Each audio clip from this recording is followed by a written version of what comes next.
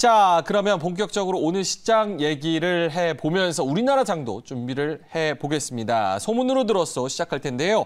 알파프로 투자전략 정태근 팀장님 나와 계십니다. 어서 오세요. 네, 반갑습니다. 어제 우리나라 장 마감했을 때 어떤 생각 드셨어요? 이 정도면 선방했다 아니면은 뭐 어떤 평가를 하셨습니까?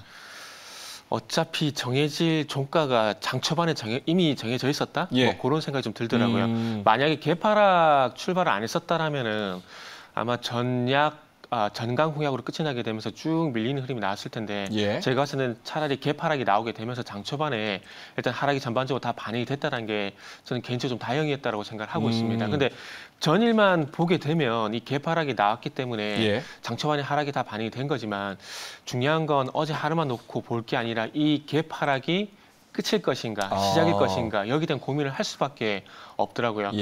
그런데 아시겠지만 이 개파락을 할 수밖에 없던 원인이 우리가 잘 알고 있습니다. 일단 표면적인 원인은 국제금리 상승 이런 부분들이지만 그 이면에는 중국의 헝다 이슈 그리고 셧다운 이슈 이런 부분들이 좀 있기 때문에 제가 볼 때는 이런 이슈들이 다 반영이 됐다라고 보기엔 좀 힘들 것 같습니다. 그렇기 때문에 여기서 추가 하락도 나올 가능성이 있다라고 생각을 하고 시장을 좀 보는 게 좋지 않을까 생각이 들고요. 그리고 이런 이슈들로 인해서 소위 말하는 투자 심리, 코스닥 기준으로 봤을 때 장 초반에 하락 종목 수가 1370 종목까지 증가를 했더라고요. 그래서 개인적으로는 1250 종목 이상 늘어난 건 봤어도 1370 종목까지 늘어난 거 저도 처음 봐가지고 그래서 그만큼 이 부분을 제가 짚는 이유가 뭐냐면은 하락 종목 수가 많다라는 건 시장의 매도 심리가 당연한 얘기지만 우위란 얘기거든요. 그래서 일단 어쨌든 이 매도 심리에서 그 코스피 그리고 코스닥이 좀 탈출을 해야 시장이 좀 안정을 찾지 않을까라는 말씀도 좀 드리고 싶네요. 오늘 뉴욕 증시 마감 흐름으로 봤을 때는 어때요? 이거는 뭐 일시적인 기술적 반등? 좀 봐야 되겠죠. 이게 상승으로 전환되는 그러니까 상승으로 전환될 만한 어떤 포인트가 나왔다라는 게 아니라 전일 낙폭이 상당히 컸었기 때문에 일시적으로 하락이 멈췄다라고 보는 게 저는 맞지 않을까라는 말씀 좀 드리고 싶네요. 알겠습니다. 진짜 어제 뭐 파란비가 내려온다, 뭐 대나무 숲인 줄 알았다, 뭐 이런 얘기가 굉장히 많았는데 저도 같이 마음이 아팠습니다. 투자자 입장에서. 하지만 지금까지는 여태껏 좀 아직은 보수적으로 좀 경계를 하면서 접근해야 되는 시장이다. 그렇게 말씀을 해주셨습니다. 자, 알겠습니다. 그럼 소문으로 들었어. 오늘 어떤 종목을 조금 바라봐야 될까요? 앵커님도 마스크를 벗고 싶으시죠? 당연하죠. 그거는 저뿐만 아니라 요즘 특히 아기들이 조금 많이 깝깝해할 것 같아요. 많이 깝깝해하죠. 그래서 아기들도 깝깝해하고 지금 위드 코로나 이게 계속 나오고 있지만 이게 백신 접종률이 70%는 올라갔다 그래도 마스크를 못 벗고 있습니다. 근데 결국에는 돌파 감염이라든지 확진자 수 증가 이런 부분들이 있는데 그러다 보니까 저는 개인적으로 이 백신 그동안 백신 얘기도 이 시간을 통해서 많이 드렸었거든요. 그래서 그랬는데 그럼에도 불구하고 또 시간이 지나다 보니까 치료제도 분명히 좀 필요할 것 같더라고요. 그러니까 그래서 그 치료제 관련해서 오늘은 동화약품이라는 종목을 좀 준비를 했습니다. 코로나 치료제 관련해서 동화약품. 네, 맞습니다. 그래서 약물 재창출을 통해서 지금 코로나 치료제 개발을 현재 진행을 하고 있는 상황인데 실내로 우리가 예전에 2009년인가요? 2008년도 기억하실 겁니다. 그때 당시에 신종플루 거기에 걸려가지고 고생하신 분들 상당히 많았었고 상당히 지금 코로나처럼 상당히 확진자 수도 많이 늘어났었거든요. 결국에는 이 감염률이 높다 보니까 이 감기보다 더 독한 그런 증세가 좀 나타났었는데 그 신종플루 같은 경우에도 결국에는 이 타미플루라는 치료제가 나오게 되면서 종식이 됐습니다. 그러니까 신종플루도 어찌 보면 지금의 코로나와 비슷하게 상당히 위험한 질병이었었거든요. 질병이었는데 결국 타미플루가 나오게 되면서 감기 수준으로 떨어뜨리는 그런 계기가 좀 됐었는데 그래서 그런 측면에서 보게 된다라면은 이 타미플루 같은 치료제도 분명히 나와야 되지 않을까라는 말씀을 좀 드리고 싶고요. 그리고 어쨌든 코로나가 완전히 종식되긴 힘들다라는 거. 뭐 이거는 많은 전문가도 얘기를 하고 있고 이게 파우치 수장도 얘기를 하고 있는 상황이기 때문에 어쨌든 치료제도 분명히 나와야 될 것 같습니다. 그래서 그러다 보니까 치료제를 개발하는 업체에 대해서 상당히 좀 관심이 높은데 그중에서 최근에 동화약품의 주가가 좀 들썩여서 어떤 내용인지 살펴봤습니다. 살펴봤습니다. 일단 동화약품 같은 경우는 코로나 후보물질 DW2008S라는 후보물질을 가지고 현재 임상 이상을 진행을 하고 있습니다.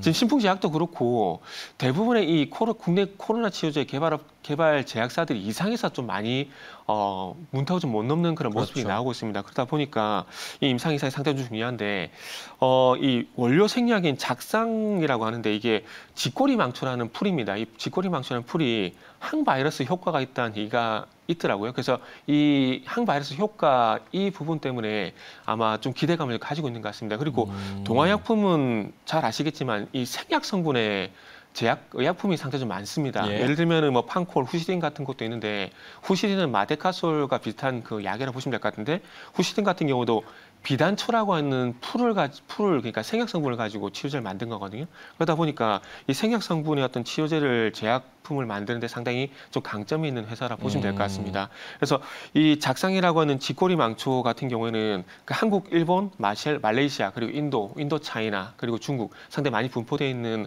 생약 성분의 풀이라 좀 보시면 될 것 같은데 그 한방에서는 뿌리를 제외한 식물체 전체를 이제 약재를 사용을 하고 있습니다.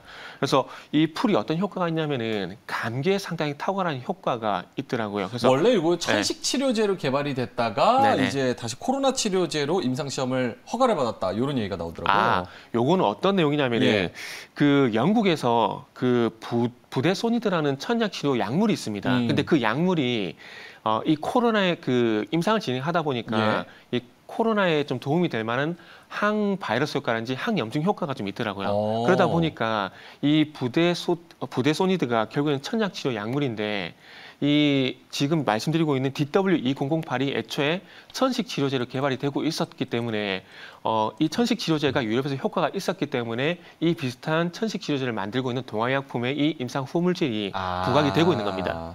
네, 그런 연유가 좀 있더라고요. 예. 그래서 저도 이걸 좀 그래서 찾아봤는데 이 회사가 부데소니드를 이제 만들고 있는 게 아니라 그 비슷한 약물 원료를 생산했던 이력도 있고 그리고 천식 치료제를 개발했던 이력이 있다 보니까 같이 좀 묶이는 부분이 있더라고요. 그래서 어쨌든 뭐 이 조금 전에 말씀드린 이 작상, 지꼬리망초가 감기로 인했던 발열이란지 인후통 이런 부분 효과가 있고 또 근육통 감기 걸리시면 아시겠지만 근육통도 같이 오거든요. 그래서 거기다 제거 효과가 있는데 이것뿐만 아니라 그 본임상 이전에 전임상 단계에서 세포 실험을 진행했을 때 항바이러스 효과가 있다라는 게 여기서 좀 발견이 됐더라고요. 그래서 렘데시비르 대비해서 일단 항바이러스 효과가 3.8배 정도 있다고 하는데 이 부분은 어떤 이상이 완료가 되게 되면 실제로 있는지 없는지에 대한 부분들은 나타날 것 같아요.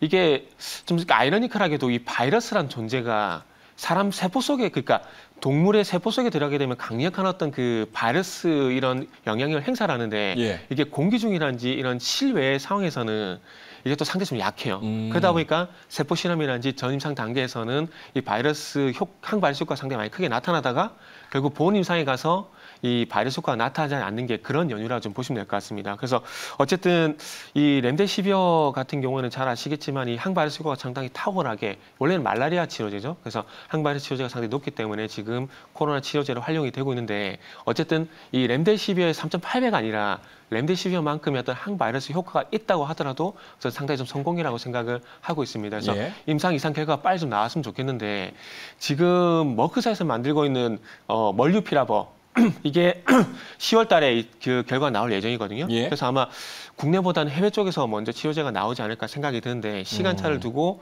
이 동화약품이라든지 그리고 부강약품이라든지 이 신풍제약에서 시간차를 좀 나오게 된다라면은 그래도 도움이 되지 않을까 생각이 들고요. 그리고 이 항바이러스 효과뿐만 아니라 면역 기능이라든지 폐 기능 개선 이런 부분들이 있습니다. 저는 개인적으로 지금 이 코로나 치료제는 3가지 포인트에 좀 맞춰야 된다고 생각을 하고 있는데 첫 번째는 항바이러스, 두 번째는 항염증, 그리고 항폐 섬유화 이 부분이 좀 있어야 된다는 생각을 하고 있는데 어쨌든 코로나 바이러스가 몸속에 들어갔을 때 소위 말하는 사이토카인 폭풍 현상을 만들게 되면서 염증 현상을 유발합니다. 그래서 이 염증이 결국에는 이 폐라든지 이 장기를 괴사시키면서 사망까지 가는 그런 현상이 나타나고 있는데 그렇기 때문에 몸속에 침투했을 때 이 바이러스가 세포 분열이 일어나지 못하게 하는 항바이러스 효과 그리고 염증 현상이 발생되지 않게 하는 항염증 효과 그리고 이제 폐섬유증으로 전이가 못 되게 하는 그런 폐섬유화까지 막아주는 이 3가지가 결국은 있어야지 저는 코로나 치료제가 성공을 한다라고 좀 보거든요.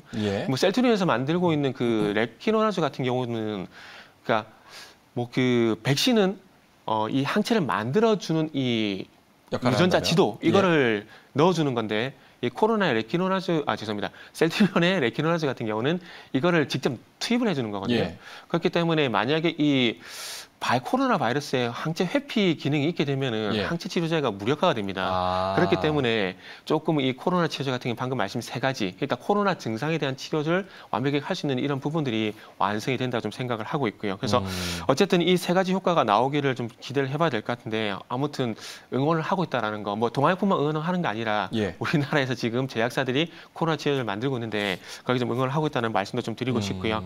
그리고 동물 실험에서 어쨌든 그 폐기능 강화 그리고 객단 배출 효과, 기도란지 입안에 있는 그 점액에 붙어 있는 이 바이러스를 배출해야 되거든요. 예. 그 감기 걸렸을 때 기침을 한 이유도 몸속에 있는 그러니까 기도란지 폐에 있는 이 감기 바이러스를 배출하는 그런 현상이라 해야 되거든요. 예. 그렇기 때문에 객단 배출 효과도 있다는 부분들이 있었기 때문에 조금 저도 기대를 해봐도 되지 않을까 하는 말씀드리면서 어쨌든 경구용 치료제가 그러니까 나와야지 이 코로나가 이제 종식이 될 것 같다. 예. 그 말씀을 좀 드리면서 마무리하도록 하겠습니다. 알겠습니다. 지금 결국 뭐 위드 코로나가 네. 되기 위해서는 돌파 감염도 워낙 많이 일어나고 네네, 있기 그렇죠. 때문에 결국은 이제 치료제가 나와야 되고 네. 그것이 이제 게임 체인저가 될 것이다. 일상 회복으로 돌아가기 위해서는 특히나 먹는 치료제까지 개발이 네네. 된다면은 그게 이제 코로나 종식에 오히려 더 가까워질 것이다라는 네네. 의견도 굉장히 많이 나오고 있습니다.